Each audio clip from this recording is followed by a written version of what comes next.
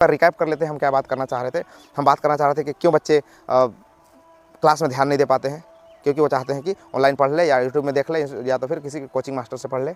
दूसरा हम बात कर रहे थे कि एक बच्चा जो है दूसरे बच्चों को हमेशा डिस्टर्ब करते रहता है। डिस्टर्ब कर मतलब किसी ना किसी बात में फंसाए रहता है, या कोई चोर सिपाही का गेम खेलता है या पेन वाला गेम खेलता है, ना कुछ करते रहेगा। सुनना भी चाहेगा तो उस वक्त वो सुन नहीं पाएगा, क्योंकि ध्यान वो डिस्टर्ब करते रहेगा। ऐसे समय में आप बोलिए प्लीज़ अभी डिस्टर्ब मुझे मत करो, अभी मुझे सुनना है। तो एक बात एकदम क्लियर रखिए। दूसरा और तीसरा बात था पेंडिंग ना रखिए, काम जो भी है पेंडिंग ना रखिए।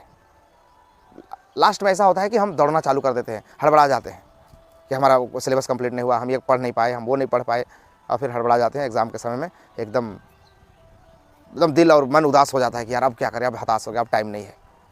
तो ये 3-4 चीज़ है ना स्टूडेंट्स के लिए बहुत ही ज़रूरी है। आप लोग एकदम इसको देखिए और सुनिए और सीखिए। हेलो एवरीबॉडी, मेरा नाम है अनूप और आप देख रहे हैं अनूप ज़िंदगी चैनल। आज हम बात करने वाले हैं बच्चों के बारे में कि बच्चे क्लास में क्यों पढ़ना नहीं चाहते हैं। बहुत सारे बच्चों से जब मैंने पूछा तो पता चला, लगभग 100 बच्चों से मैं ये पूछताछ कर चुका हूँ कि यार जब पढ़ा रहे होते तो पढ़ता क्यों नहीं है, ध्यान क्यों नहीं देता है। फिर अगले बच्चों से यही सवाल पूछते हैं कि जब हम पढ़ा रहे होते हैं तो गप क्यों कर रहा होता है, या फिर कुछ और क्यों कर रहा होता है, ड्राइंग क्यों बना रहा होता है, दूसरा काम क्यों करते हो। तो दूसरा काम करने का और ध्यान नहीं देने का बहुत सारा जो आंसर मिला, उसमें से अधिकतर जो आंसर था कि भैया हम ऑनलाइन पढ़ लेंगे, घर में यूट्यूब से देख लेंगे, किसी ऑनलाइन का सब्सक्रिप्शन लिया है उनसे पढ़ लेंगे, या फिर कोचिंग में जा कर के पढ़ लेंगे, या ट्यूशन में पढ़ लेंगे, या मैंने पहले ही पढ़ लिया इसे। तो एक बहुत मेजर इशू आता है, ये लोग क्लास में भी डिस्टर्ब करते हैं, अब दूसरों को भी पढ़ने नहीं देते हैं।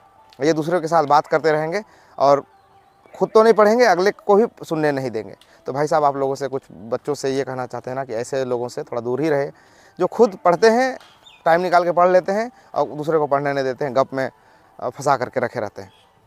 एक बात और हो गई। दूसरी बात है कि जब ऑनलाइन पढ़ना चाहते हैं बच्चे तो घाटा क्या होता है। अगर क्लास में ध्यान नहीं दिए, क्लास का वो समय तो आपका चल ही गया। क्लास में अगर 1 घंटा टीचर ने पढ़ाया, 40 मिनट पढ़ाया, वो 40 मिनट बच्चा कुछ और ही करते रह गया, तो प्रेजेंट टाइम जो है वो लॉस्ट हो गया, वो चला गया, वो लौट करके नहीं आएगा। वो फिर से फ्यूचर में कल परसों वो जा करके फिर ऑनलाइन पढ़ेगा।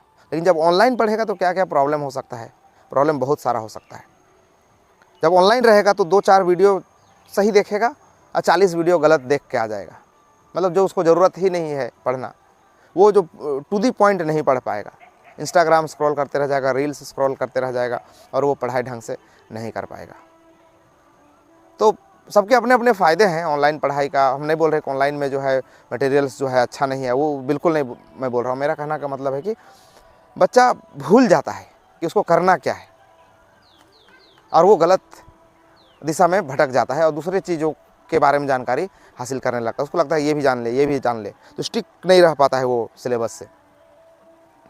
तो जब भी आप क्लास में बैठे तो वो 40 मिनट का समय है, चाहे 1 घंटा का जो लेक्चर है, उसको बड़ी ध्यान से सुनिए और उस समय का यूज़ करिए। और उस समय को वेस्ट करके फिर और कुछ समय आप वेस्ट करना चाह रहे हैं, बेवकूफ़ों वाली बात हो जाता है। तो आप इसको अवॉइड करिए और आप हमेशा ये कोशिश करते रहिए कि जो क्लास में बताया जा रहा है उसको नोट डाउन करते रहे, उसको पढ़ते रहे। रिसर्च कर रहा था बच्चों से, रिसर्च करने का मतलब बच्चों से ही खुद से पूछ रहा था, जा कर के बच्चों से कि क्यों नहीं पढ़ते हो, क्यों नहीं पढ़ते, बड़े प्रेम से। तो बताता है कि हम हो सकता है ऑनलाइन पढ़ लेंगे सर, या तो फिर कोचिंग में जाकर के पढ़ लेंगे, ट्यूशन मास्टर से पढ़ लेंगे। और जो 40 मिनट का है पूरा बर्बाद है। बार बार एक ही बात रिपीट हो रहा है इस वीडियो में, लेकिन जो मैं बोल रहा हूँ वो सच में मैंने किया।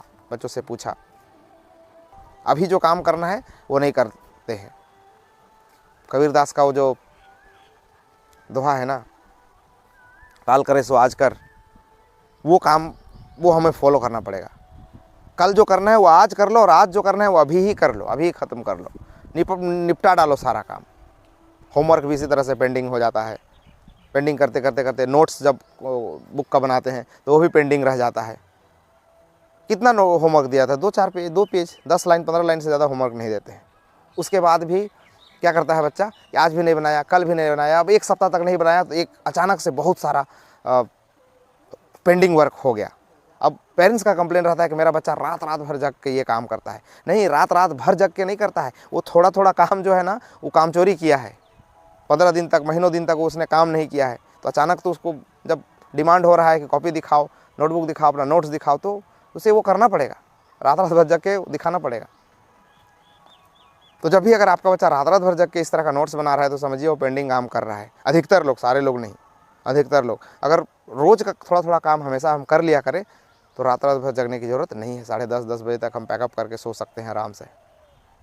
सैटरडे तक सारा काम ख़त्म कर सकते हैं, संडे को बिल्कुल फ्री रख सकते हैं और संडे को आराम से थोड़ा बहुत खेल कूद कर सकते हैं, मनोरंजन कर सकते हैं। एंड ऑफ द वीक हम एंजॉय कर सकते हैं। लेकिन वो जो वर्क को पेंडिंग रखने का आदत जो बन गया है ना, उसको थोड़ा सा सुधार ले तो वो भी बढ़िया रहेगा। सो फिर से हम एक बार रिकैप कर लेते हैं, हम क्या बात करना चाह रहे थे।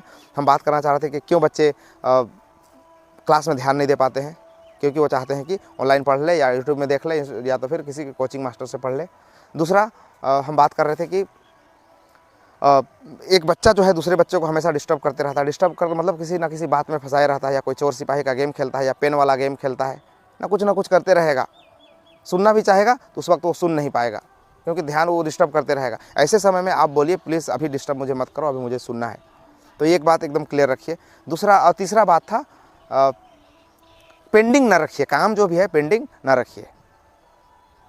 लास्ट में ऐसा होता है कि हम दौड़ना चालू कर देते हैं, हड़बड़ा जाते हैं कि हमारा सिलेबस कंप्लीट नहीं हुआ, हम ये पढ़ नहीं पाए, हम वो नहीं पढ़ पाए, और फिर हड़बड़ा जाते हैं एग्ज़ाम के समय में। एकदम दिल और मन उदास हो जाता है कि यार अब क्या करें, अब हताश हो गया, अब टाइम नहीं है।